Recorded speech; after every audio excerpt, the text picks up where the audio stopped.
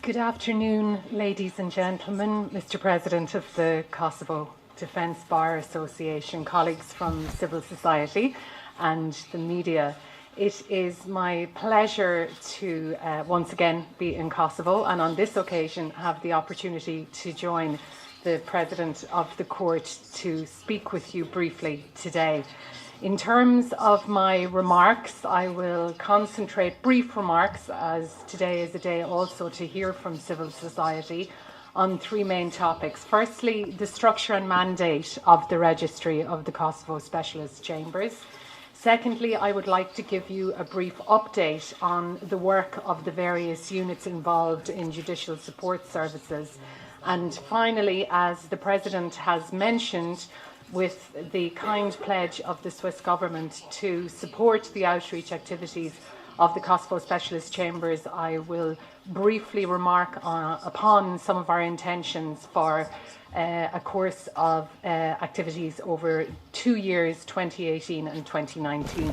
So firstly, as Registrar of the Court, I am responsible for overall administration of the Chambers, and in addition the provision of all judicial support services. In terms of the structure of the registry, there's two main divisions. One is the administration division and the second is judicial support services. The administration division, as the title gives away, assists me in the management of the grant from the European Union, which is the body that supports and funds the Kosovo Specialist Chambers as well as the Specialist Prosecutor's Office. They are responsible for procurement, human resources, as well as upholding all best practices and standards. That means all financial rules and regulations, and supporting the audit function that we have. We have annual audits, but we also have an internal auditor. In terms of the Judicial Support Services division, there are a variety of units, which I will quickly outline to you and then give you an update on their work. In my Judicial Services division, I have a Defence Office, I have a Victims Participation Unit, I have a Court Management Unit, I have a Witness and Victim Support Department, I have a Detention Unit, I have Language Services, I have, although it will function independently, the Ombudsperson's Office of the Kosovo Specialist Chambers, and last but not least, and certainly with our guests here today, very relevant, is the Public Information and Outreach Unit, which is headed by a person you all know, Avis. In terms of update, I will touch upon firstly the Defence Unit and the Victims Participation Unit. As many of you may know, and as the President has indicated, in early November we published the Directive on Assignment of Counsel. What does that mean? It means by law I'm obliged to manage a list of defence counsel, or counsel that will represent victims in the proceedings.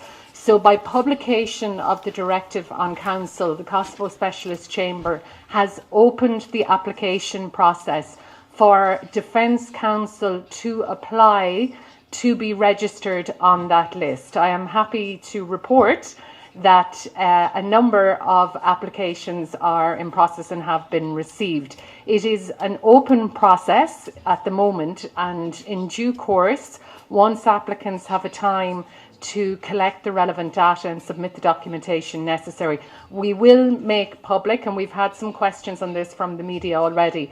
So I assure you, in due course, once the administrative process of reviewing applications is done, there will be a publication on our webpage of the list of defence counsel who can be appointed or assigned to represent anybody who may be accused before the chambers. Also, as I mentioned, the registry has a Victims Participation Office. Victims have a right to be represented by counsel in proceedings, and in terms of the current application process, it is also open to counsel with relevant experience that may be interested in representing victims in the future. In addition, as the President has indicated, our work is ongoing in terms of building the defence capacity.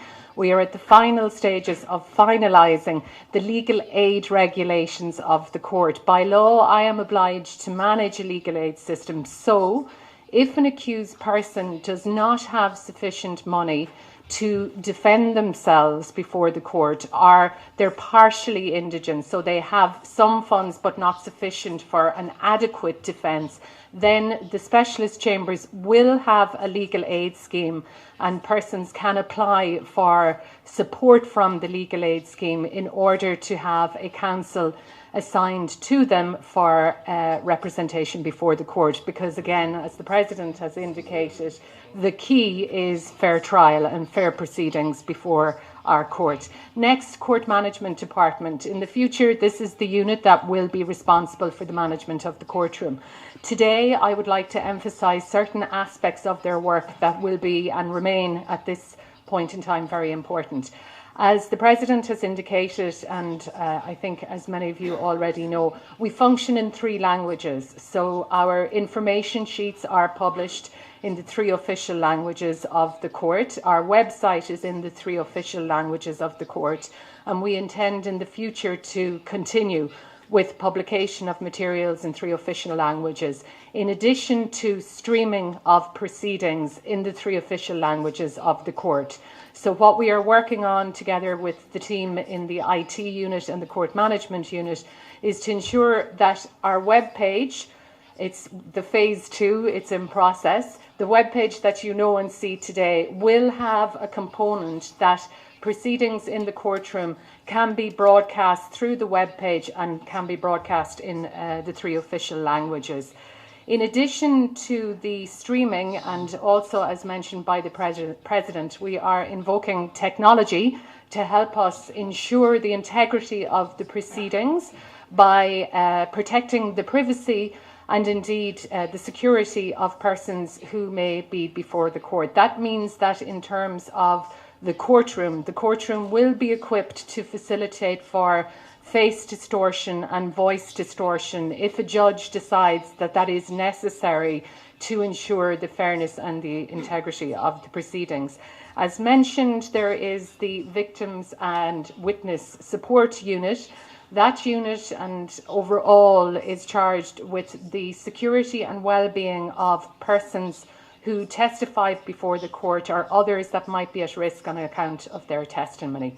There's components to it. Obviously, one is the welfare and protection of persons who may come before the court. But in addition, we are also very conscious, and from the practice over the last 25 years, that there are also vulnerable persons and vulnerable witnesses who may testify before the court. In that case, my Witness and Victim Support Unit does have qualified staff, including psychologists who have extensive experience of working with persons who have suffered serious trauma and who need to be supported through the proceedings. So that capacity exists, and it's a capacity that we intend to enhance as necessary as we move forward. In relation to the Office of the Ombudsperson, as I mentioned, there is the Ombudsperson of the Kosovo Specialist Chamber. In a meeting before this, the President and myself had the opportunity to meet with the President of the Bar Association as well as the Kosovo Ombudsperson. And as I updated them, the process of recruitment of the Ombudsperson of the Kosovo Specialist Chambers is ongoing, and we hope that that appointment will be made in the near future. Finally, I have referred to the Public Information and Outreach Unit. So by way of closing today, I would like to touch upon the future activities in the field of public information and outreach, whilst I have the opportunity to speak directly to civil society and the media.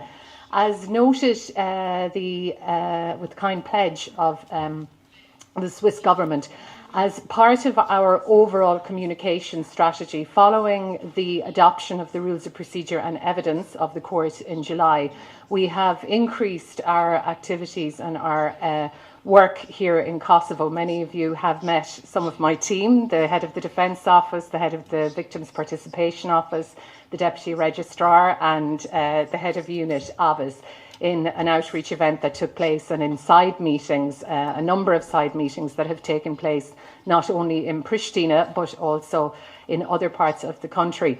Over the next 2 years, we intend to considerably increase our work here in Kosovo in terms of ensuring transparent transmission of information about the work of the court, about what is going on in the court, but also, as Avis has indicated, a core principle of our outreach programme is two-way communication, i.e. it's not just for us to speak to you, we want to hear from you.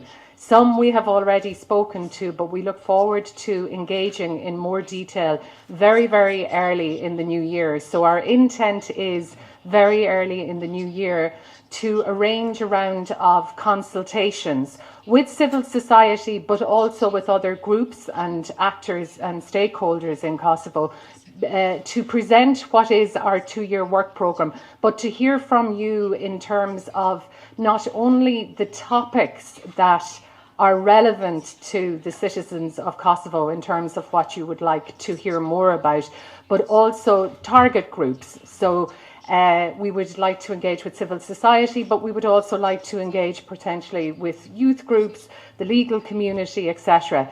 But as I said, that is something that is firmly on our agenda, and we look forward to seeing you early in the new year so that we can commence our round of consultations in terms of the programme of activities and work for the 2 years that lie ahead. So on that note, I will complete my remarks, and I look forward to hearing from you and also answering any questions that you may have. Thank you very much for your time today.